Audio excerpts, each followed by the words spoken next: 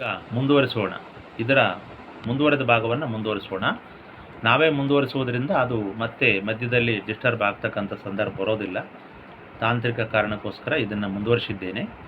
ಆದ್ದರಿಂದ ಏನಾಗುತ್ತೆ, ಶೂನ್ಯ ಪೀಠವನ್ನು ಉಳಿಸಲಿಕ್ಕೆ ಏಕೋ ರಾಮರಾಜ್ಯರನ್ನು ಕರೆದು ಅವರಿಗೆ ಮೊದಲು ಮದುವೆಯನ್ನು ಮಾಡಿ ಅನಂತರ ಶೂನ್ಯ ಪೀಠದ ಸ್ಥಿರಪಟ್ಟವನ್ನು ಅವರಿಗೆ ಕಟ್ತಾರೆ.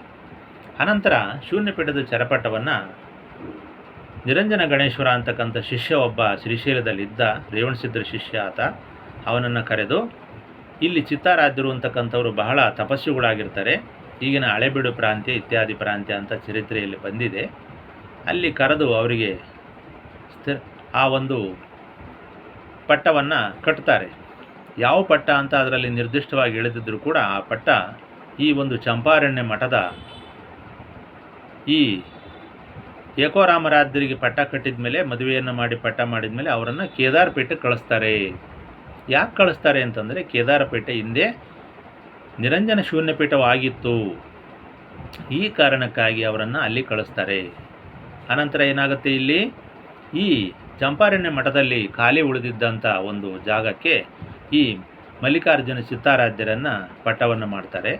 ಅನಂತರ ಈ ನಿರಂಜನ ಗಣೇಶ್ವರನ ಕರೆಸಿದ್ರಲ್ಲ, ಅವರಿಂದಲೇ ಪಟ್ಟ ಮಾಡಿಸಿ ಅವರನ್ನು ಹರದನಹಳ್ಳಿ ಕರ್ಕೊಂಡೋಗಿ ಅಲ್ಲಿ ಒಂದು ಅಜೀವಿಕರ ಒಂದು ಶೂನ್ಯ ಧ್ಯಾನ ಕೇಂದ್ರ ಇರುತ್ತೆ ಹರದನಹಳ್ಳಿಯಲ್ಲಿ. ನಾನು 2-3 ಬಾರಿ ಹೇಳಿದ್ದೇನೆ ಈ ವಿಷಯವನ್ನು.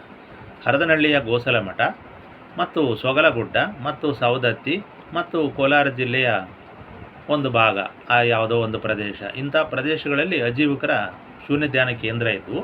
ಅವೆಲ್ಲ ವೀರಶೈವ ಜೈನ ಬೌದ್ಧ ಸಮನ್ವಯದ ಕೇಂದ್ರಗಳಾಗಿದ್ದವು. ಅಲ್ಲಿ ಶೂನ್ಯ ಧ್ಯಾನವನ್ನು ಮಾತ್ರ ಮಾಡ್ತಾಯಿದ್ರು. ಅವರು ಒಂದು ರೀತಿಯಾಗಿರ್ತಕ್ಕಂಥ ಭಿಕ್ಷುಗಳವರು ಕೇವಲ ಪ್ರಾಣಧಾರಣೆಗಾಗಿ ಮಾತ್ರ ಅವರು ಭಿಕ್ಷಾಟನೆಯನ್ನು ಮಾಡಿ ಶೂನ್ಯ ಧ್ಯಾನದಲ್ಲಿ ತಲ್ಲೀನರಾಗ್ತಾಯಿದ್ರು. ಅಂಥ ಒಂದು ಗೋಸಲ ಮಠ ಹರದನಹಳ್ಳಿಯಲ್ಲಿ ಇತ್ತು, ಮುಂಚೆಯಿಂದ ಇತ್ತು. ಅದರ ಸಂಪರ್ಕ ರೇವಣಸಿದ್ಧರಿಗಿತ್ತು. ಯಾಕಂದರೆ ಜೈನ ಲಾಕುಳ ಸಂಪ್ರದಾಯದಿಂದ ಬಂದಿದ್ದರಿಂದ ಅವರಿಗಿಂಥ ಮಾಹಿತಿಗಳು ಗೊತ್ತಿದ್ದವು ಅಂತಕ್ಕಂಥದ್ದು ಈ ಇತಿಹಾಸದಲ್ಲಿ ನಾವು ಅಧಿಕೃತವಾಗಿ ಇನ್ನಷ್ಟು ಅಡಿಷನಲ್ ಆಗಿ ಸೇರಿಸ್ಕೊಳ್ತಕ್ಕಂಥ ವಿಷಯಗಳಿವು. ಆದ್ದರಿಂದ ಏನಾಗುತ್ತೆ ಅಂದರೆ, ಆ ಒಂದು ಹರದನಹಳ್ಳಿ ಮಠದಲ್ಲಿ ಶೂನ್ಯ ಪೀಠದ ಚರಪಟ್ಟದ ಪರಂಪರೆ ಮುಂದುವರಿದು ಅದು ಈಗ ಚಿತ್ರದುರ್ಗದ ಮುರುಗಿ ಮಠದವರೆಗೂ ಬಂದು ತಲುಪಿದೆ. ಇದೇ ಕಾರಣಕ್ಕಾಗಿ ಇತ್ತೀಚೆಗೆ ಮುರುಘಾ ಶರಣರು ಕೇದಾರಪೀಠಕ್ಕೂ ಹೋಗಿರ್ತಾರೆ.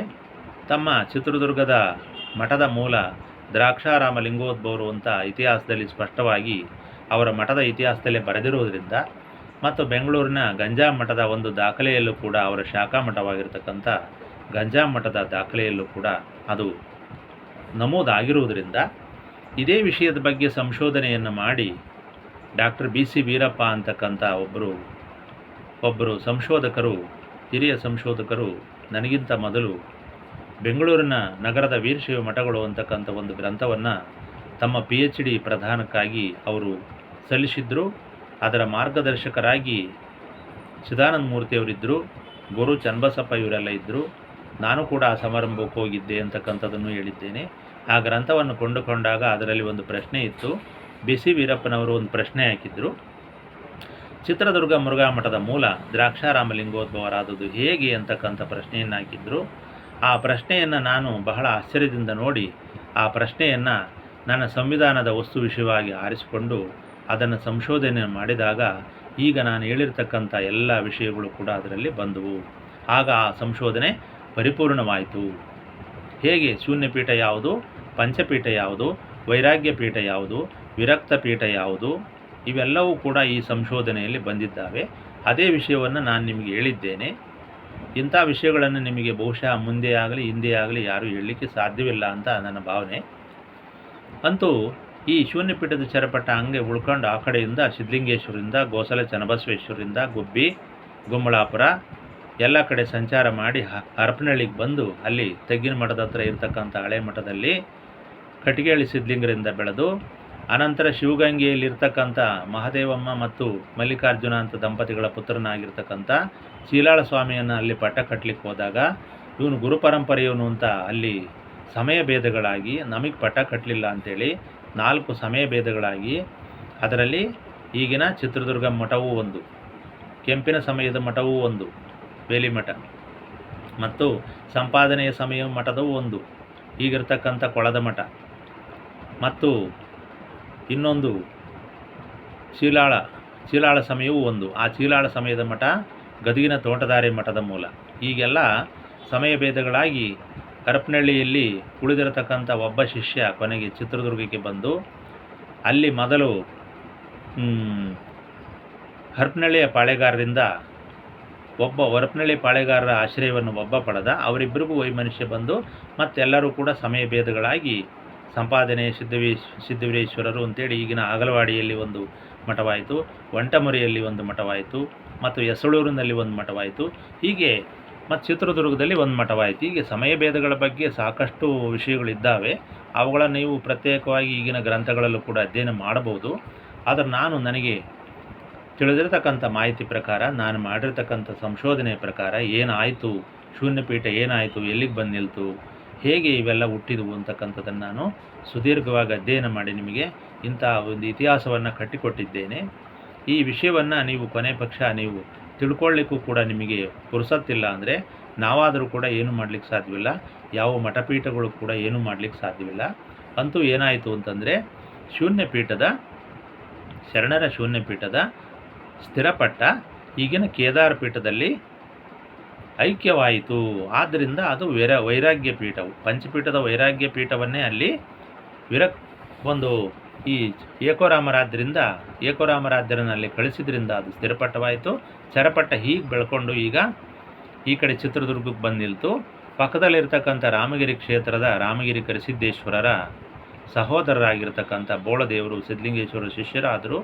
ಇದು ಒಂದು ಸಂಶೋಧನೆ, ಇದನ್ನು ಕೂಡ ನಾನು ಮಾಡಿದ್ದೇನೆ.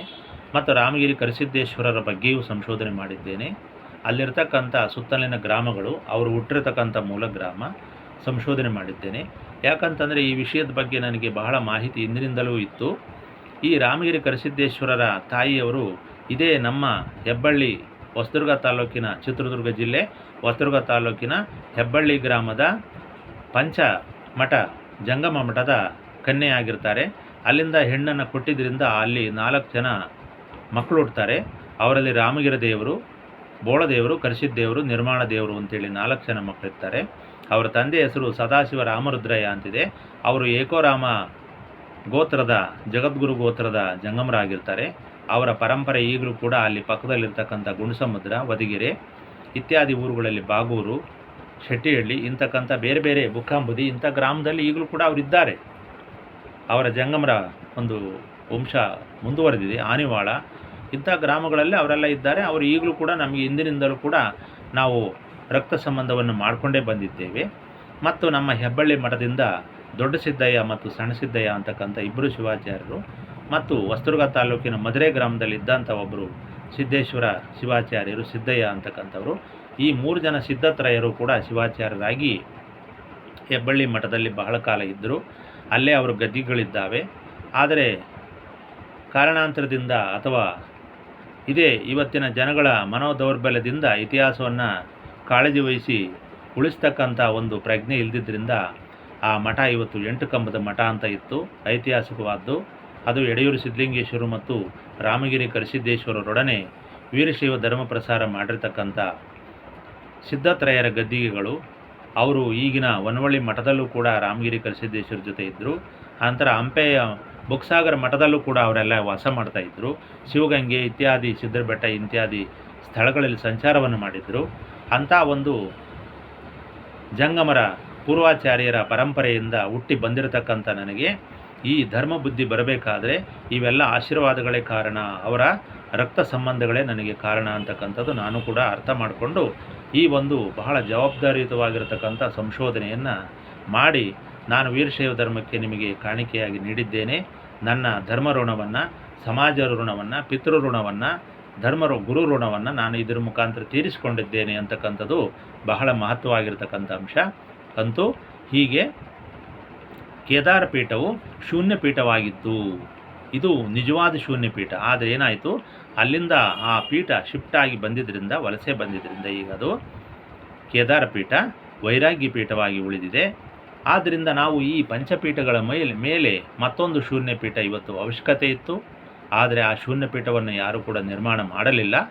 ಆ ಒಂದು ಉದ್ದೇಶದಿಂದ ನಾನು ಇದನ್ನು ಬಹಳ ಅಧ್ಯಯನ ಮಾಡಿ ಗಂಭೀರ ಚಿಂತನೆಯನ್ನು ಮಾಡಿ ಹೇಗೆ ಮಾಡಿದರೆ ಇದಕ್ಕೆ ಸೊಲ್ಯೂಷನ್ ಸಿಗುತ್ತೆ ಅಂತಕ್ಕಂಥದ್ದನ್ನು ಬಹಳ ಶಿವನನ್ನು ಕುರಿತು ಘೋರವಾಗಿರ್ತಕ್ಕಂಥ ತಪಸ್ಸನ್ನು ಮಾಡಿ ಇದೇ ಸಿದ್ಧರ ಬೆಟ್ಟದಲ್ಲಿ ಈ ಶೂನ್ಯಪೀಠವನ್ನು ಮಾಡಿದರೆ ಈ ಧರ್ಮಪೀಠವನ್ನು ನಿರಂಜನ ಪೀಠವನ್ನು ಕೈಲಾಸ ಪರಂಪರೆಯ ಶೂನ್ಯಪೀಠವನ್ನು ಮಾಡಿದರೆ ಏನಾಗುತ್ತೆ ಅಂತಕ್ಕಂಥ ವಿಷಯಕ್ಕೆ ನಾನು ಘೋರವಾಗಿರ್ತಕ್ಕಂಥ ತಪಸ್ಸನ್ನು ಈ ಸಿದ್ಧರ ಬೆಟ್ಟದಲ್ಲಿ ಮಾಡಿ ಅಲ್ಲಿ ನಾನು ಆ ಸಿದ್ಧರಿಂದ ನಿರ್ಣಯವನ್ನು ಕೈಗೊಂಡು ರೇವಣ ಸಿದ್ಧರಿಂದ ನಿರ್ಣಯವನ್ನು ಕೈಗೊಂಡು ನನ್ನ ಮನಸ್ಸಿನಲ್ಲಿ ಅವರು ಹೇಳಿದಾಗ ನಾನು ಈ ಕೆಲಸವನ್ನು ಮಾಡಿದ್ದೇನೆ.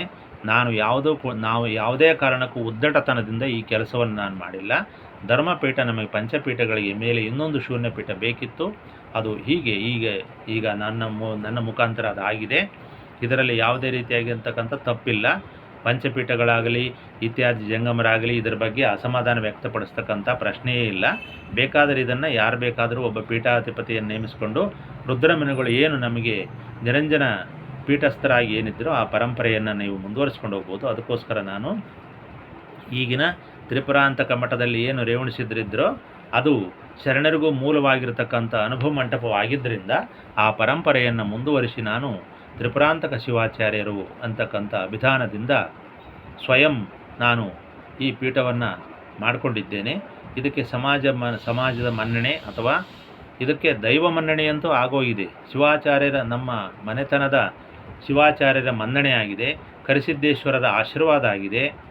ನಮ್ಮ ಮಠದ ಪೂರ್ವದ ಗದ್ದಿಗೆಗಳ ಎಲ್ಲ ಆಶೀರ್ವಾದಗಳು ಕೂಡ ಆಗಿದ್ದಾವೆ. ಆದ್ದರಿಂದ ಇಲ್ಲೇನು ನಾನೇನು ಕಳ್ಳತನ ಮಾಡಿಲ್ಲ ಅಥವಾ ಯಾರ್ದು ಕೊಳ್ಳೆ ಹೊಡೆದಿಲ್ಲ, ಯಾರ ಆಸ್ತಿನೂ ಬಾಚಾಕೊಂಡಿಲ್ಲ. ಒಳ್ಳೆಯ ಕೆಲಸವನ್ನು ಮಾಡಿದ್ದೇನೆ, ಸಮಾಜ ಸೇವೆಯನ್ನು ಮಾಡ್ತಾ ಇದ್ದೇನೆ, ಧಾರ್ಮಿಕ ಕೆಲಸವನ್ನು ಮಾಡಿದ್ದೇನೆ.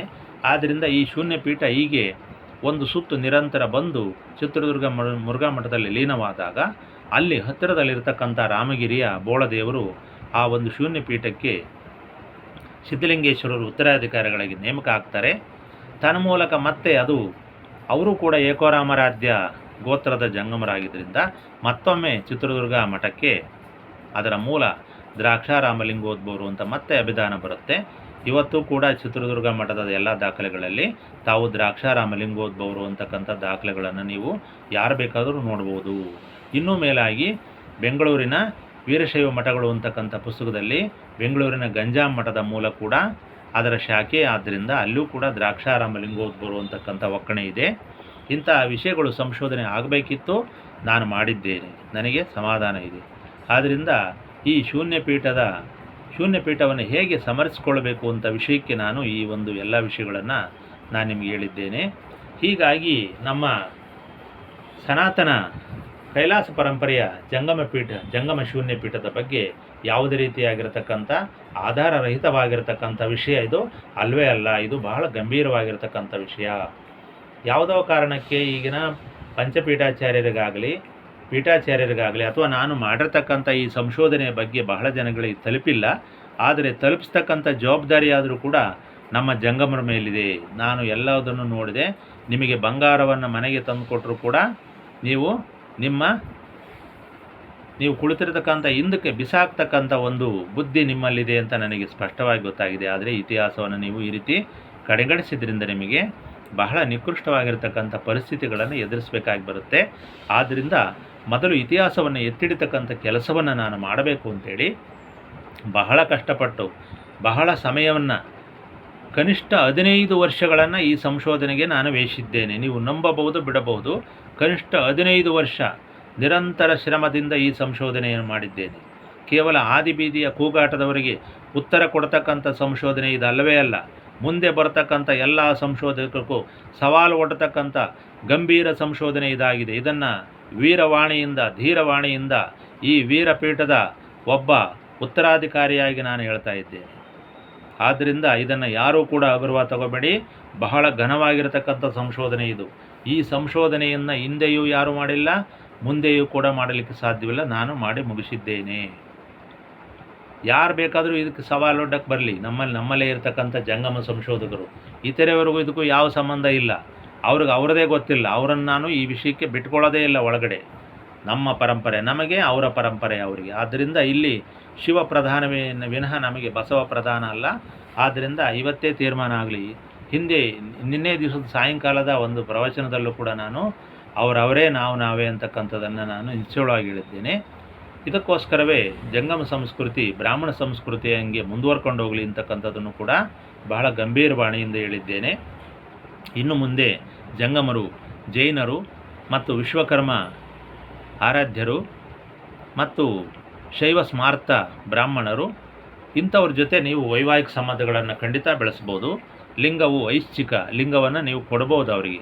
ಈ ವಿಷಯಗಳನ್ನು ಹೇಳಿ, ಪೂರ್ವ ಚರಿತ್ರೆಯನ್ನು ಹೇಳಿ, ಬ್ರಾಹ್ಮಣರಿಗೂ ಕೂಡ ವೀರಶೈವ ಜಂಗಮರು ಲಿಂಗವನ್ನು ಪ್ರದಾನ ಮಾಡಿದ್ದಾರೆ. ಆದರೆ 3 ವರ್ಷಗಳು ಕಾದ ನಂತರ ಬ್ರಾಹ್ಮಣರು ತಮ್ಮ ವೈದಿಕ ಯಜ್ಞೋಪವೀತ ಇತ್ಯಾದಿಗೆ ಪ್ರದಾನವನ್ನು ಕೊಟ್ಟು ಅವರು ಯಜ್ಞ ಹಿಂಸೆ ಇತ್ಯಾದಿ ಬಲಿಗಳನ್ನು ಬಿಟ್ಟು ನಿಲ್ಲಿಸಿದಾಗ, ಅಹಿಂಸಾ ಸಂಪ್ರದಾಯಕ್ಕೆ ಬಂದಾಗ ಮಾತ್ರ ಬ್ರಾಹ್ಮಣರಿಗೆ ನಾವು ದೀಕ್ಷೆ ಕೊಡ್ತೀವಿ. ಇಲ್ಲ ಅಂತಂದರೆ ಯಾವುದೇ ಬ್ರಾಹ್ಮಣ ಬಂದರೂ ಕೂಡ ನಾವು ಲಿಂಗ ದೀಕ್ಷೆಯನ್ನು ಕೊಡುವುದಿಲ್ಲ ಅಂತಕ್ಕಂಥದ್ದು ನಮ್ಮ ಪೂರ್ವ ಪರಂಪರೆಯಿಂದ ಬಂದಿರತಕ್ಕಂಥ ಬಹಳ ಗಂಭೀರವಾಗಿರತಕ್ಕಂಥ ಇದು ಸಂಪ್ರದಾಯ ನಮ್ಮದಾಗಿದೆ. ಆದ್ದರಿಂದ ಬ್ರಾಹ್ಮಣರ ಮೇಲೂ ಜಂಗಮರು ಕೀಳು ಅಂತಕ್ಕಂಥ ಪ್ರಶ್ನೆ ಇಲ್ಲಿ ಬರುವುದಿಲ್ಲ. ಕೇವಲ ಇಲ್ಲಿ ಜ್ಞಾನ ಇಲ್ದಿದ್ದಕ್ಕೋಸ್ಕರ ಇವೆಲ್ಲ ಹುಟ್ಟಿದಾವೆ. ಜ್ಞಾನ ಬಂದಿದ್ದೇ ಆದರೆ ಯಾರು ಮೇಲು ಯಾರು ಕೀಳು ಅಂತಕ್ಕಂಥದ್ದು ಇಲ್ಲಿ ನಿರ್ಧಾರವಾಗುತ್ತದೆ. ಮೇಲು ಕೀಳು ನಿರ್ಧಾರವಾಗೋದು ತಮ್ಮ ತಮ್ಮ ಗುಣಗಳಿಂದ. ಕೆಟ್ಟ ಗುಣಗಳಿದ್ದರೆ ತಮ್ಮ ಗುಣಗಳನ್ನು ಅಧೀನದಲ್ಲಿ ಇಟ್ಟುಕೊಂಡರೆ ಅವರು ಮೇಲಾಗ್ತಾರೆ. ಕೆಟ್ಟ ಗುಣಗಳಿಲ್ಲದೆ ತಮ್ಮ ಗುಣವನ್ನು ತನ್ನನ್ನು ತಾನು ಗೆದ್ದಾಗ ಅವನು ಹೇಗೆ ಜೈನನಾಗ್ತಾನೋ ಹಾಗೆ ತನ್ನ ಗುಣವನ್ನು ತಾನು ನಿಯಂತ್ರಣದಲ್ಲಿಟ್ಟುಕೊಂಡಾಗ ಅವನು ಜಂಗಮನಾಗ್ತಾನೆ. ಜಂಗಮನು ಎಲ್ಲರಿಗಿಂತ ಶ್ರೇಷ್ಠ. ಅದಕ್ಕೋಸ್ಕರ ಶ್ರೇಷ್ಠನೇ ವಿನಃ ಜಾತಿಯಿಂದ ಅಲ್ಲ, ಇನ್ನೊಂದರಿಂದ ಅಲ್ಲ. ತನ್ನ ಯೋಗ್ಯತೆಯಿಂದ, ತನ್ನ ಒಂದು ತಪಶಕ್ತಿಯಿಂದ ಜಂಗಮ ಮೇಲಾಗ್ತಾನೆ. ಎಲ್ಲರಿಗೂ ಗುರುಸ್ವರೂಪನಾಗಿದ್ದಾನೆ, ಶಿವಸ್ವರೂಪಿಯಾಗಿದ್ದಾನೆ, ಲಿಂಗಸ್ವರೂಪಿಯಾಗಿದ್ದಾನೆ. ನಡೆದಾಡ್ತಕ್ಕಂಥ ಲಿಂಗ ಯಾವುದಾದರೂ ಇದ್ದರೆ ಅದು ಜಂಗಮ. ಅದರಲ್ಲೂ ಕೂಡ ಸನಾತನ ಜಂಗಮ. ಬಸವ ಜಂಗಮ ಬೇರೆ, ಶಿವ ಜಂಗಮ ಬೇರೆ, ಎಲ್ಲ ಬೇರೆ ಬೇರೆ ಇದೆ. ಯಾವತ್ತೂ ಕೂಡ ತತ್ವವೇ ಬೇರೆ, ವ್ಯಕ್ತಿಯೇ ಬೇರೆ. ಶಿವತತ್ವವೇ ಬೇರೆ, ಬಸವಣ್ಣನವರ ಅಥವಾ ಇತ್ಯಾದಿ ಶರಣರ ವಚನಗಳೇ ಬೇರೆ. ನಾವು ಶಿವತತ್ವಕ್ಕೆ ಸಾಟಿಯಾಗಿ ಯಾವುದನ್ನು ಕೂಡ ಹಿಂದೆ ಮುಂದೆ ಯಾವತ್ತೂ ಕೂಡ ಭಾವನೆ ಮಾಡ್ಕೊಳ್ಳೋಕೆ ಹೋಗೋದಿಲ್ಲ. ಅದು ತಪ್ಪಾಗುತ್ತೆ. ಶಿವತತ್ವ ಅಂದರೆ ಅಖಂಡವಾದ್ದು. ಅದು ಪ್ರಾಕೃತಿಕವಾಗಿರ್ತಕ್ಕಂಥ ಪ್ರಕೃತಿಯಲ್ಲಿ ಉದಿಸಿರ್ತಕ್ಕಂಥ ಪಂಚಭೂತಗಳ ಧರ್ಮ ಅದು. ಆದ್ದರಿಂದ ಅದು ಧರ್ಮ ಅನಿಸ್ಕೊಳುತ್ತೆ. ಯಾವುದೇ ವ್ಯಕ್ತಿ ಬಂದು ತಾನು ಮತಪ್ರವಾದಿ ಅಂತೇಳಿ ಒಂದಷ್ಟು ಜನ ಗುಂಪುಗಳನ್ನು ಮಾಡಿಕೊಂಡು ಅವನು ಧರ್ಮವನ್ನು ಕಟ್ಟಲಿಕ್ಕೆ ಸಾಧ್ಯವಿಲ್ಲ. ಅದು ಮತವಾಗುತ್ತದೆ. ಅದು ವ್ಯಕ್ತಿಯ ಮತಿಯಿಂದ ಹುಟ್ಟಿದ್ರಿಂದ ಅದು ಮತವಾಗುತ್ತೆ. ಆದ್ದರಿಂದ ಇಂಥ ಎಷ್ಟೋ ಪ್ರವಾದಿಗಳು ಬಂದರೂ ಕೂಡ ತನ್ನ ಮತವನ್ನು ಎತ್ತಿಡಿದ್ರೂ ಕೂಡ ಈ ಒಂದು ಸನಾತನ ಧರ್ಮಕ್ಕೆ ಅದು ಸರಿಸಾಟಿ ಆಗುವುದಿಲ್ಲ. ಹೀಗಾಗಿ ಮತವೇ ಬೇರೆ, ಧರ್ಮವೇ ಬೇರೆ. ಹೀಗಾಗಿ ನಾನು ಶೂನ್ಯಪೀಠ ಮತ್ತು ಪಂಚಪೀಠಗಳ ಸಂಬಂಧ ಹೇಗಿತ್ತು, ಎಲ್ಲಿಂದ ಹುಟ್ಟಿತು, ಎಲ್ಲಿಗೆ ಬಂತು, ಯಾತಕ್ಕೋಸ್ಕರ ಯಾರು ವಚನಗಳನ್ನು ಉಳಿಸಿದರು, ಯಾರು ಶೂನ್ಯಪೀಠವನ್ನು ಉಳಿಸಿದರು, ಅವರು ರುದ್ರಮುನಿಗಳು ಮತ್ತು ರೇವಣಸಿದ್ಧರು ಉಳಿಸಿದ್ರಿಂದ ನೀವು ಶೂನ್ಯಪೀಠ ಅಂತ ಓಡಾಡ್ತಾ ಇದ್ದೀರಿ. ಅವ್ರು ಉಳಿಸ್ತಾ ಇದ್ದೀರಿ, ನೀವೇನು ಮಾಡ್ತಿದ್ರಿ? ಯಾರು ಉಳಿಸಾರಿದ್ರು ಅವತ್ತಿನ ಕಾಲದಲ್ಲಿ? ಎಲ್ಲ ಶರಣರು ಹೋದ್ಮೇಲೆ ನಿಮ್ಗೆ ಉಳಿಸಾರೆ ಯಾರು? ಇಂಥ ಒಂದು ಗಂಭೀರ ಚಿಂತನೆಯನ್ನೇ ನಿಮಗೆ ಬಂದಿಲ್ಲ ಅಂದರೆ ಇನ್ಯಾವ ರೀತಿ ನಾವು ನಿಮಗೆ ಹೇಳಬೇಕು? ವಚನಗಳ ಬಗ್ಗೆ ನಾನು ಹೇಳ್ಬಿಟ್ಟಿದ್ದೀನಿ. ಎಲ್ಲ ಶರಣರು ವಿದ್ಯಾವಂತರಾಗಿರಲಿಲ್ಲ, ಬರೆದಿರತಕ್ಕಂಥವ್ರು ಯಾರೋ ಇದ್ದಾರೆ ಅಂತ ಎಲ್ಲ ಹೇಳಿದ್ದೀನಿ. ಇಂಥ ವಿಷಯವನ್ನು ನೀವು ಇಟ್ಕೊಂಡು ತಂದೆಯನ್ನೇ ನೀನೇ ನನ್ನ ಮಗ ಅಂತ ಹೇಳ್ತಿರಲ್ಲ, ಯಾರಿಗೆ ಸಿಟ್ಟು ಬರೋದಿಲ್ಲ? ಯಾವುದೇ ತಂದೆಗಾದರೂ ಕೂಡ ಮಗ ಬಂದು ನೀನೇ ನನ್ನ ಮಗ, ನಾನೇ ನಿಮ್ಮ ಅಪ್ಪ ಅಂತ ಅಂದರೆ ಯಾವ ತಂದೆಗೆ ಸಿಟ್ಟು ಬರಲ್ಲ. ಅಂಥ ಸಿಟ್ಟು ಈಗ ವೀರಶೈವ ಜಂಗಮರ ಮನಸ್ಸಿನಲ್ಲಿ ಬಂದಿದೆ. ಯಾಕಂದರೆ ನೀವಿರಲಿಲ್ಲ, ನಾವು ಅಂತ ನೀವು ಯಾವಾಗ ವಾದವನ್ನು ಮಾಡಲಿಕ್ಕೆ ಶುರು ಮಾಡಿದ್ರಿ, ಯಾರಿಂದ ಲಿಂಗಗಳನ್ನು ಕಟ್ಟಿಸ್ಕೊಂಡು, ಯಾರಿಂದ ನಿಮ್ಮ ಗ್ರಾಮಗಳಲ್ಲಿ ಸಂಪ್ರದಾಯವನ್ನು ಕಲಿತು ಇಂಥ ಪೂಜ್ಯ ಸ್ಥಾನದಲ್ಲಿರ್ತಕ್ಕಂಥ ಜಂಗಮರನ್ನು ನೀವು ಅವರ ಚರಿತ್ರೆಯನ್ನು ತೇಜೋವಧೆ ಮಾಡಿ ಅವರನ್ನು ನಮಗಿಂತ ಕೀಳು, ಅವರು ಮಂಗರು ಕೊಂಗರು ಅಂತ ಭಾಷೆಯನ್ನು ಬಳಸ್ತಾ ಇದ್ದೀರಲ್ಲ. ಆದ್ದರಿಂದ ಅಂಥ ವಿಷಯಕ್ಕೆ ಉತ್ತರಗಳನ್ನು ಕೊಡಲಿಕ್ಕೆ ಈ ಒಂದು ಧರ್ಮಪೀಠ ಸಿದ್ಧವಾಗಿ ನಿಂತಿದೆ. ನೀವು ಯಾವುದೇ ರೀತಿ ಹೇಳಿದರೂ ಕೂಡ ಇಲ್ಲಿ ಸಮರ್ಥನೆ ಮಾಡಿಕೊಂಡ್ರೂ ಕೂಡ ಅದು ಸುಳ್ಳಾಗುತ್ತೆ. ಆದ್ದರಿಂದ ಇಂಥ ಒಂದು ವಾಸ್ತವಿಕ ಸಂಗತಿಗಳನ್ನು ತಿಳ್ಕೊಳ್ಳಿ. ನಿಮ್ಮ ಸಂಪ್ರದಾಯ ನಿಮಗೆ ವಚನಗಳು ಬೇಕಾಗಿದ್ದರೆ ಓದ್ಕೊಳ್ಳಿ. ಕನ್ನಡದಲ್ಲಿದ್ದಾವೆ ಅಂತ ಹೇಳ್ತೀರಿ. ನಾವು ಕೂಡ ಈ ಕನ್ನಡದಲ್ಲಿ ಎಲ್ಲ ಮಂತ್ರಗಳನ್ನು ಬರ್ಕೊಡ್ತೀವಿ. ಸಂಸ್ಕೃತ ಮಂತ್ರಗಳನ್ನು ಕನ್ನಡದಲ್ಲಿ ನೀವು ಯಾವುದೇ ಎಲ್ಲ ಪೂಜೆಗಳಿಗೂ ಕೂಡ ಬರ್ಕೊಡ್ಲಿಕ್ಕೆ ನಾನು ಕೂಡ ಅದನ್ನು ಸಿದ್ಧ ಮಾಡಿ ಇಟ್ಟಿದ್ದೇನೆ. ನಿಮಗೆ ಸಂಸ್ಕೃತ ಮಂತ್ರಗಳೇ ಬೇಕು ಅಂತೇನೂ ಇಲ್ಲ. ನಿಮ್ಮ ವಚನಗಳು ಕೂಡ ನಿಮಗೆ ಅರ್ಥವಾಗ್ತಾ ಇಲ್ಲ, ಅದು ಕೂಡ ನಮಗೆ ಗೊತ್ತಾಗಿದೆ. ಆದರೆ ವಚನಗಳಿಗಿಂತ ಇನ್ನೂ ಸರಳವಾಗಿ ನಾವು ಕನ್ನಡ ಮಂತ್ರಗಳನ್ನು ಬರೆದಿಟ್ಟಿದ್ದೇನೆ. ಬೇಕಾದವರಿಗೆ ನಾನು ಅದನ್ನು ಕೊಡ್ತೇನೆ, ಯಾವ್ಯಾವ ಪೂಜೆಗೆ ಏನೇನು ಮಂತ್ರ ಅಂತ. ಹೀಗಾಗಿ ನಮ್ಮನ್ನು ನೀವು ವೈದಿಕರು, ಸಂಸ್ಕೃತ ಹಾಗೆ ಹೀಗೆ ಅಂತ ಜರಿತಕ್ಕಂಥ ಪ್ರಶ್ನೆ ಇಲ್ಲಿಲ್ಲ. ನಾವು ಕೂಡ ಕನ್ನಡಿಗರಾಗಿದ್ದೇವೆ, ಕರ್ನಾಟಕದಲ್ಲಿದ್ದೇವೆ, ಕನ್ನಡವನ್ನು ಮಾತಾಡ್ತಾ ಇದ್ದೇವೆ. ಬೇರೆ ಬೇರೆ ಪ್ರದೇಶಗಳಲ್ಲಿ ತೆಲುಗು ಅಥವಾ ಹಿಂದಿ ಅಲ್ಲೇ ಹೋದರೂ ಕೂಡ ಶಿವನೇ ಆಗಿದ್ದಾನೆ, ಜಂಗಮನೇ ಆಗಿದ್ದಾನೆ. ನೀವೇನೇ ಮಾಡಿದರೂ ಕೂಡ ಉತ್ತರ ಕರ್ನಾಟಕಕ್ಕೆ ಸೀಮಿತವಾಗಿ ಯಾವುದೋ ಒಂದು ವಾದವನ್ನು ಹಿಡ್ಕೊಂಡು ನೀವು ಹೋಗ್ತಿದ್ದೀರ ಅಂತಂದರೆ ಅದು ಯಾರೋ ಕೆಲವರು 4 ಜನ ದಪ್ಪ ಚರ್ಮದವರ ಕೃಪೆಯಿಂದ ಇವೆಲ್ಲ ಆಗ್ತಾ ಇದ್ದಾವೆ. ಇಂಥ ಪ್ರಜ್ಞೆ ನಮಗೆ ಚೆನ್ನಾಗಿ ಗೊತ್ತಿದೆ. ನಾವೇನು ಅದ್ರ ಬಗ್ಗೆ ತಲೆ ಕೆಡಿಸ್ಕೊಳ್ಳೋಕ್ಕೆ ಹೋಗೋದಿಲ್ಲ. ಬಹಳ ಹಿಂದಿನಿಂದ ಬಂದಿರತಕ್ಕಂಥ ಈ ವೀರಶೈವ ಸನಾತನ ಧರ್ಮವನ್ನು ಉಳಿಸಲಿಕ್ಕೆ ಎಲ್ಲರೂ ಕೂಡ ಪ್ರಯತ್ನ ಮಾಡಿ. ಜಂಗಮ ಸಂಸ್ಕೃತಿ ಭಾಳ ಅಮೂಲ್ಯವಾದ್ದು. ಬ್ರಾಹ್ಮಣರಿಗಿಂತ ಹಿಂದಿನಿಂದ ವೇದ ಪೂರ್ವ ಕಾಲದಿಂದಲೂ ಇದ್ದಂಥ ಸಂಸ್ಕೃತಿ ಇದು. ನಂತರ ಬಂದವರು ಆರ್ಯ ವೈದಿಕರು ಅಂತಕ್ಕಂಥದ್ದು ನಮ್ಮ ಇತಿಹಾಸದಿಂದ ಗೊತ್ತಾಗಿದೆ. ಅದೇನೇ ಇರಲಿ, ಒಟ್ಟಾರೆಯಾಗಿ ಭಾರತದ ಧರ್ಮ ಆದಿ ಬುನಾದಿ ಕಾಲದಿಂದ ಕೈಲಾಸ ಪರಂಪರೆಯಿಂದ ಗಂಗಾ ಯಮುನ ಸರಸ್ವತಿ ನದಿಗಳು ಹೇಗೆ ಸಂಗಮವಾಗಿ ಬಂದವೋ ಅದೇ ರೀತಿಯಾಗಿ ತ್ರಿಮೂರ್ತಿಗಳಿಂದ ಈ ಸನಾತನ ಧರ್ಮ ಇತಿಹಾಸ ಕಾಲದಿಂದಲೂ ಪೌರಾಣಿಕ ಕಾಲದಿಂದಲೂ ಎಲ್ಲ ಕಾಲದಿಂದಲೂ ಸರ್ವಕಾಲದಿಂದಲೂ ತ್ರಿಕಾಲದಿಂದಲೂ ಇದು ಉಳ್ಕೊಂಡು ಬಂದಿದೆ. ಆದ್ದರಿಂದ ಇವತ್ತು ಜಂಗಮರಿದ್ದಾರೆ, ಭೌತಿಕವಾಗಿ ಜಂಗಮರಿದ್ದಾರೆ ಅಂತಂದರೆ ಹಿಂದೆ ಅವ್ರ ಪೂರ್ವಿಕರಿದ್ದರು ಅಂತ ಅರ್ಥ. ನೀವು ಜನಾಂಗಗಳ ಅಧ್ಯಯನವನ್ನು ಮಾಡ್ತೀರಿ, ಬುಡಕಟ್ಟು ಅಂತ ಹೇಳ್ತೀರಿ, ಮತ್ತು ಇದ್ಯಾಕೆ ಗೊತ್ತಾಗಲ್ಲ ನಿಮಗೆ? ಆದ್ದರಿಂದ ಇವೆಲ್ಲವನ್ನು ಅರಿತುಕೊಂಡು ವಿವೇಕಶಾಲಿಗಳಾಗಿ, ಸದ್ಭಕ್ತರಾಗಿ, ಶಿವಭಕ್ತರವಾಗಿ, ಬಸವಭಕ್ತರವಾಗಿ, ನಮ್ಮ ಆಕ್ಷೇಪಣೆ ಏನೂ ಇಲ್ಲ. ಬಸವಣ್ಣನ ಮೇಲೆ ಅಭಿಮಾನ ಇದ್ದರೆ ನೀವು ಮಾಡಿ, ನಾವೇನು ಬೇಡ ಅಂತ ಹೇಳಿಲ್ಲ. ಆದರೆ ಶಿವನನ್ನೇ ಅಳಿಸ್ಲಿಕ್ಕೆ ಹೋಗೋದು, ಜಂಗಮರನ್ನೇ ಅಳಿಸ್ಲಿಕ್ಕೆ ಹೋಗೋದು, ಇಂಥ ಏನು ಮೂಲಭೂತ ಅದೇ ನಾನು ಹೇಳಿದ್ನಲ್ಲ, ಕೊನೆಯ ಉದಾಹರಣೆ, ನಾನೇ ನಿಮ್ಮಪ್ಪ ಅಂತ ಹೇಳ್ತಿರಲ್ಲ, ಅದನ್ನು ಮೊದಲು ಬಿಡಿ. ಅಂಥ ಮೀರಾಕೋರ್ತನವನ್ನು ಬಿಟ್ಟಾಗ ನಿಮಗೆ ಧರ್ಮ ಸಿದ್ಧಿ ಆಗುತ್ತೆ, ನಿಮ್ಮ ಲಿಂಗ ಕ್ಷಮಿಸುತ್ತೆ, ಎಲ್ಲವೂ ಸರಿ ಹೋಗ್ತವೆ, ಸಮಾಜದಲ್ಲಿ ಶಾಂತಿ ನಿಲ್ಲಿಸುತ್ತೆ. ಯಾವುದೋ ಒಂದೆರಡು ಮಠಗಳು ಕೊಳ್ಳಿಗಳನ್ನು ಇಟ್ಟು ಸಮಾಜವನ್ನು ಕೆಡಿಸಿದ್ದಾವೆ ಅಂತಕ್ಕಂಥದ್ದು ನಮಗೂ ಕೂಡ ಚೆನ್ನಾಗಿ ಗೊತ್ತಿದೆ. ನಾವು ಬಾಲ್ಯದಿಂದ ಎಲ್ಲವನ್ನು ನೋಡಿ ಗಮನಿಸ್ತಲೇ ಬಂದಿದ್ದೇವೆ. ಎಲ್ಲಿ ಈ ಧರ್ಮದ ಕಿಡಿ ಹತ್ತಿತು, ಯಾರು ಇದನ್ನು ಬೆಳೆಸಿದ್ರು, ಏನಾಯಿತು, ಅವರು ಈಗ ಏನು ಮಾಡ್ತಾ ಇದ್ದಾರೆ, ಎಲ್ಲ ಮಠಗಳು ಕೆಟ್ಟರೂ ಕೂಡ ಅವರು ತಮಾಷೆ ನೋಡ್ತಾ ಇದ್ದಾರೆ ಅಂತಕ್ಕಂಥದ್ದು ಕೂಡ ನಮಗೆ ಗೊತ್ತಿದೆ. ಅಂಥ ವಿಷಯವನ್ನು ಕೂಡ ನೀವು ಕೂಡ ಅರ್ಥ ಮಾಡ್ಕೊಳ್ಳಿ. ಧರ್ಮ ಯಾರಪ್ಪನ ಸೊತ್ತಲ್ಲ, ಶಿವನ ಧರ್ಮ ಯಾರಪ್ಪನ ಸೊತ್ತಲ್ಲ. ಮತಗಳು ಬಿಡಿ, ಅವರ ಪ್ರವಾದಿಗಳು ಮೂಗಿನ ನೇರಕ್ಕೆ ಅವ್ರಿಗೆ ಏನು ಬೇಕಾದ ಮಾಡ್ಕೊಂಬಂದಿದ್ದಾರೆ. ಜೈನ ಧರ್ಮವು ಕೂಡ ಹಿಂದೆ ಒಂದು ಮತವಾಗಿ ಹೊರಗಡೆ ಹೋಗಿತ್ತು. ಶಿವತತ್ವದಲ್ಲಿ ಅವರು ಅಂದರೆ ಲಿಂಗವನ್ನು ತಗೊಂಡೋಗಿಲ್ಲ. ನೋಡಿ, ಒಂದು ವಿಷಯ ಹೇಳ್ತೀನಿ ನಿಮಗೆ ಮುಖ್ಯವಾದ್ದು.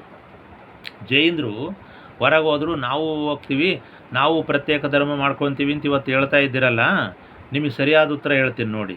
ಯಾವ ಕೋರ್ಟ್ಗೆ ಹೋದರೂ ನಿಮ್ಗೆ ಆಗಲ್ಲ ಅಂತ ಉತ್ತರ ಹೇಳ್ತೀನಿ.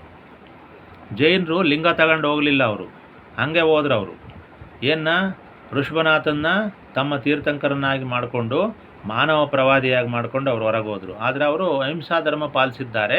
ಅಲ್ಲಿ ಲಿಂಗ ಇದೆ ಅಂತಲೇ ಅರ್ಥ. ಭಾವನಾತ್ಮಕವಾಗಿ ಜೈನ ಧರ್ಮದಲ್ಲಿ ಲಿಂಗ ಈಗಲೂ ಇದೆ, ಬ್ರಹ್ಮಲಿಂಗ. ಅದಕ್ಕೋಸ್ಕರ ಜೈನರು ಹಲವಾರು ಜನ, ಬ್ರಹ್ಮ ಶಿವ ಇತ್ಯಾದಿ ಹಲವಾರು ಜನಗಳು ಒಂದು ಸಲ ಶೈವ ವೀರಶೈವ ಧರ್ಮದಿಂದ ಹೊರಗಡೆ ಹೋಗಿ ಜೈನ ಧರ್ಮ ಸ್ವೀಕರಿಸಿ ಮತ್ತೆ ಇಲ್ಲಿಗೆ ಬಂದು ಎಲ್ಲೂ ಕೂಡ ಅರ್ಥ ಮಾಡೋಕ್ಕಾಗದಲ್ಲೇ, ನಿಮ್ಮಂಥ ಬಹುಶಃ ಬ್ರಹ್ಮ ಶಿವ ಹಂಗೆ ಇದ್ದ ಅಂತ ಅನಿಸುತ್ತೆ, ಇಲ್ಲಿದು ಅರ್ಥ ಆಗದಲ್ಲೇ ಅಲ್ಲಿಗೆ ಹೋದ, ಅಲ್ಲಿಂದ ಮತ್ತೆ ಇಲ್ಲಿ ಬಂದ, ಕೊನೆಗೆ ಹಿಂಗೆಲ್ಲ ಆಗಿದೆ. ಅಲ್ಲಿ ಅವನ ಹೆಸರೇ ಹೇಳುತ್ತೆ ಬ್ರಹ್ಮ ಮತ್ತು ಶಿವ ಅಂತ. ಆ ಶಿವ ಅನ್ನೋ ಶಬ್ದ ಈ ಶೈವ ಧರ್ಮದ್ದು, ಆ ಬ್ರಹ್ಮ ಅಂತಕ್ಕಂಥದ್ದು ಜೈನ ಧರ್ಮದ್ದು. ಹೀಗಾಗಿ ಇಲ್ಲಿ ಇಂಥ ಕುರುಹುಗಳು ನಮಗೆ ಇತಿಹಾಸವನ್ನು ಸಾರ್ತಾ ಇದ್ದಾವೆ. ಅಂಥ ಸೂಕ್ಷ್ಮ ಬುದ್ಧಿ ಇದ್ದರೆ ನಿಮಗಿದೆಲ್ಲ ಅರ್ಥವಾಗುತ್ತೆ. ಅಂತೂ ಜೈನ ಮತ್ತು ಶೈವ ಬೌದ್ಧ ಧರ್ಮಗಳು ಅವಿನಾಭಾವ ಸಂಬಂಧವನ್ನು ಹಿಂದೆ ಹೊಂದಿದ್ವು. ಅದಕ್ಕೋಸ್ಕರ ಇಂಥ ಚರಿತ್ರೆಗಳು ನಮ್ಮಲ್ಲಿ ಉಳಿದಿದ್ದಾವೆ. ಅದಕ್ಕೋಸ್ಕರ ನೀವೇನು ಮಾಡಿ, ಇದನ್ನೆಲ್ಲ ತಿಳ್ಕೊಳ್ಳಿ. ಸಾಕಷ್ಟು ವಿಷಯ ಇದ್ದಾವೆ ತಿಳಿಸ್ಲಿಕ್ಕೆ. ಎಷ್ಟು ತಿಳಿಸಿರೂ ನಿಮ್ಮ ಕಿವಿಗೆ ಹೋಗ್ತಾ ಇಲ್ಲ ಅಂದಮೇಲೆ ನಾವು ತಿಳಿಸೇಂ ಪ್ರಯೋಜನ. ಆದ್ದರಿಂದ ಇಂಥ ಒಂದು ಸಂಗತಿಗಳು ಬೇಕಾಗಿವೆ ಇವತ್ತು. ಮುಂದಿನ ಒಂದು ಪ್ರವಚನದಲ್ಲಿ ಬೇರೆ ಸಮಕಾಲೀನ ಯಾವುದಾದ್ರು ಇಂಥ ವಿವಾದಗಳು ಆಗ್ತಾವಲ್ಲ, ಮೊನ್ನೆ ಯಾರೋ ಒಬ್ಬರು ಭಾಳ ಒಂದು ಟಿ ವಿಯಿಂದ ಏನೇನೋ ಹೇಳ್ತಾ ಇದ್ರಲ್ಲ, ಸನಾತನ ಧರ್ಮದ ಮೇಲೆ, ಜಂಗಮ ಧರ್ಮದ ಮೇಲೆ ಅಪಪ್ರಚಾರವನ್ನು ಮಾಡಲಿಕ್ಕೆ ಹೇಳ್ತಾ ಇದ್ದರು. ಅದಕ್ಕೆ ನಾನಿವತ್ತು ಕೆಲವಾರು ವಿಷಯಗಳನ್ನು ಹೇಳಿದ್ದೇನೆ. ಯಾರು ಯಾವ ಮತವನ್ನು ಬೇಕಾದರೂ ಯಾವ ಪ್ರವಾದಿಯನ್ನಾರು ಇಟ್ಕೊಂಡು ಹೊರಗೋದ್ರೆ ನಮಗೇನು ಚಿಂತೆ ಇಲ್ಲ. ಈ ಜೈನ ಧರ್ಮ ಹೋಗಿತ್ತು, ಹಿಂಗೆ ಹೋಗಿತ್ತು, ಆದರೆ ಅವರು ಲಿಂಗ ತಗೊಂಡೋಗಲಿಲ್ಲ. ಆದರೆ ನೀವು ಮಾತ್ರ ಲಿಂಗವನ್ನು ತಗೊಂಡು ಉಂಡು ಹೋದ ಕೊಂಡು ಹೋದ ಅಂತ ನೀವು ಅದೇ ಗುರುಲಿಂಗ ಜಂಗಮ, ಪಾದೋದಕ, ಪ್ರಸಾದ, ರುದ್ರಾಕ್ಷಿ, ವಿಭೂತಿ, ಮಂತ್ರ, ಅಷ್ಟಾವರಣ, ಷಟಸ್ಥಲ ಎಲ್ಲವನ್ನೂ ಮಠದ ಪರಂಪರೆ ಕೂಡ ನಿಮಗಿರಲಿಲ್ಲ. ಇದು ಚರಪಟ್ಟ ನಿಮ್ಮದು, ಶೂನ್ಯಪೀಠದ್ದು. ಇದು ಒಂದು ತಿಳ್ಕೊಳ್ಳಿ ಮೊದಲು. ಶೂನ್ಯಪೀಠದ ಸ್ಥಿರಪಟ್ಟ ನಮ್ಮ ಪಂಚಪೀಠದಲ್ಲಿ ಐಕ್ಯವಾಗೋಗ್ಬಿಟ್ಟಿದೆ. ಅದನ್ನೇ ನೀವು ಅಲ್ಲಾಡ್ಸೋಕ್ಕಾಗಲ್ಲ. ನಿಮಗೆ ಕೊಟ್ಟಿದ್ದು ಚರಪಟ್ಟ ಅಷ್ಟೇ, ನಿಮಗಿದ್ದಿದ್ದು ಚರಪಟ್ಟ. ಅದಕ್ಕೆ ನೀವು ಈಗ ಮಠಗಳನ್ನು ಮಾಡ್ಕೊಂಡಿದ್ದೀರಿ, ಈಗ ಜಗದ್ಗುರು ಆಗಿದ್ದೀರಿ. ಶರಣರು ಅನ್ನೋ ಶಬ್ದವೇ ಬರ್ತಾ ಇಲ್ಲ. ನಾನು ಗುರು, ನಾನು ಜಗದ್ಗುರು, ನಾನು ಆಚಾರ್ಯ, ಪಂಡಿತ ಇವೇ ಬರ್ತಾ ಇದ್ದಾವೆ. ಇದೆಲ್ಲ ನಿಮ್ಮ ಯಾವ ರೀತಿ ನಿಮ್ಮ ತಿಳುವಳಿಕೆನೋ ಅದು ನೀವೇ ಯೋಚನೆ ಮಾಡ್ಕೋಬೇಕು. ಶರಣ ಯಾವತ್ತೂ ಗುರು ಆಗಲ್ಲ, ಜಗದ್ಗುರು ಆಗಲ್ಲ. ಶರಣನೇ. ನೀವು ಸಾಧಿಸಕೊಟ್ಟಿದ್ದು ಶರಣತ್ವ ಅಷ್ಟೇ. ಇವೆಲ್ಲ ನಿಮ್ಮ ಆತ್ಮಸಾಕ್ಷಿ ಹೆಂಗೆ ಒಪ್ತವೋ ಗೊತ್ತಿಲ್ಲ. ಒಟ್ಟಿನಲ್ಲಿ ಯಾರೋ ಕಾವ್ಯ ಹಾಕೊಂಡ್ರು ನೀವು ಹಾಕೋಬೇಕು, ಯಾರೋ ಮಠ ಮಾಡಿದ ನೀವು ಮಾಡಬೇಕು, ಯಾರೋ ಜಗದ್ಗುರು ಆದ ನೀವು ಆಗಬೇಕು. ಅವು ಸನಾತನ ಪರಂಪರೆಯಿಂದ ಬಂದಂಥ ಜಗದ್ಗುರುತ್ವ. ನಿಮ್ಮದು ಜಾತಿ ಗುರುತ್ವ. ಜಗದ್ಗುರು ಹೆಂಗೆ ಆಗ್ತೀರಿ? ಯಾವುದೇ ಒಂದು ವಿರಕ್ತ ಮಠ ಎಲ್ಲರೂ ಕೂಡ ನಾನು ಜಗದ್ಗುರು.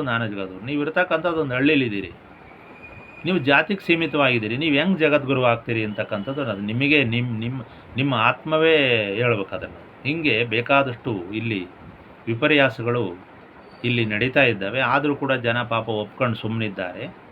ಅದು ಕೆಲವರಿಗೆ ಗೊತ್ತಾಗುತ್ತೆ, ನಿಮಗೂ ಗೊತ್ತಾಗ್ತಾ ಇದೆ. ನಾನು ಜಗದ್ಗುರುವ ಜಾತಿ ಗುರು ಅನ್ನೋದು ನಿಮಗೂ ಗೊತ್ತಿದೆ. ಆದರೆ ನೀವು ಬಿಡ್ತಾ ಇಲ್ಲ. ಪಟ್ಟ ಇಟ್ಕೊಳ್ಳಿ, ಏನು ಯಾರೇನು ಅದನ್ನೇನು ಇದು ಮಾಡಲ್ಲ.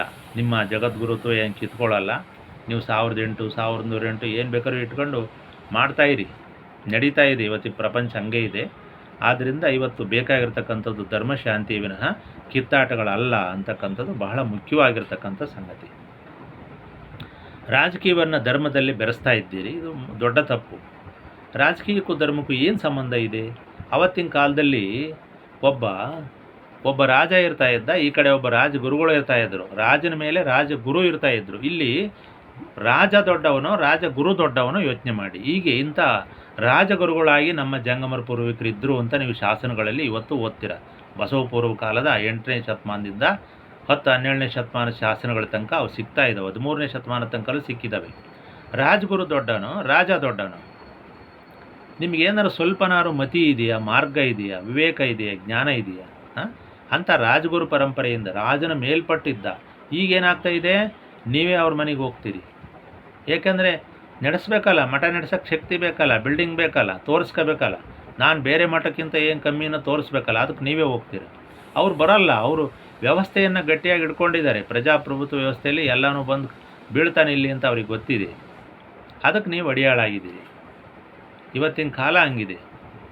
ಆದರೆ ಇಷ್ಟು ಮಟ್ಟಕ್ಕೆ ಕೆಡಬಾರ್ದು. ಸ್ವಲ್ಪನಾರು ಗೌರವ ಉಳಿಸ್ಕೋಬೇಕು. ಮಠಗಳಿಗೆ ಬೇಕಾಗಿರ್ತಕ್ಕಂಥದ್ದು ಧರ್ಮ ಬೇಕಾಗಿದೆ ಅಷ್ಟೇ. ಯಾವ ಬಿಲ್ಡಿಂಗಲ್ಲ, ಕಟ್ಟಡ ಅಲ್ಲ. ಇವತ್ತು ನೀವೇನು ಶಾಲೆ ಮಾಡೋಕ್ಕೆ ಹೋಗ್ತೀರಿ? ನೀವು ಯಾಕೆ ಕಾಲೇಜ್ ಮಾಡ್ತೀರಿ? ಸರ್ಕಾರ ಮಾಡಲಿ. ತೆರಿಗೆ ಹಣವನ್ನು ಸಂಗ್ರಹಿಸ್ಕೊಂಡು ತಿಂದು ತೇಗ್ತಾ ಇದ್ದಾರಲ್ಲ, ಅವ್ರು ಮಾಡಲಿ. ನೀವು ಯಾಕೆ ಮಾಡ್ತಾಯಿದ್ದೀರಿ? ನೀವು ಯಾಕೆ ತಲೆ ಕೆಡಿಸ್ಕೊತಾ ಇದ್ದೀರಿ?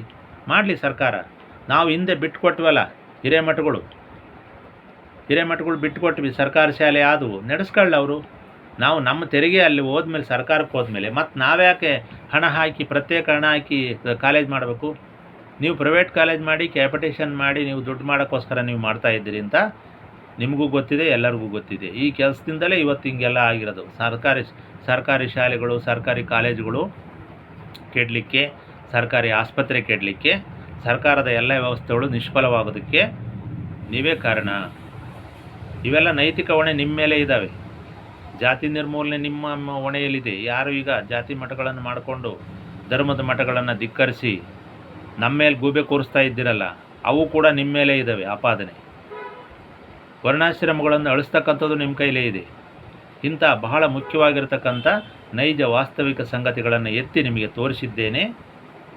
ಅದನ್ನು ಉಪಯೋಗಿಸ್ಕೊಳ್ತಕ್ಕಂಥದ್ದು, ಬಿಡತಕ್ಕಂಥದ್ದು ನಿಮ್ಮ ಹಣೆ ಬರಹ, ನಮ್ಮದಲ್ಲ. ನಮ್ಮದು ಹೇಳ್ತಕ್ಕಂಥದ್ದಷ್ಟೇ ಅಂತಕ್ಕಂಥದ್ದನ್ನು ಬಾರಿಗೂ ಹೇಳಿದ್ದೇನೆ. ಆದ್ದರಿಂದ ಇವತ್ತಿನ ಈ ಒಂದು ಧರ್ಮ ಪ್ರವಚನವನ್ನು ಇಲ್ಲಿಗೆ ಮುಕ್ತಾಯ ಮಾಡೋಣ. ಎಲ್ಲರಿಗೂ ನಮಸ್ಕಾರ.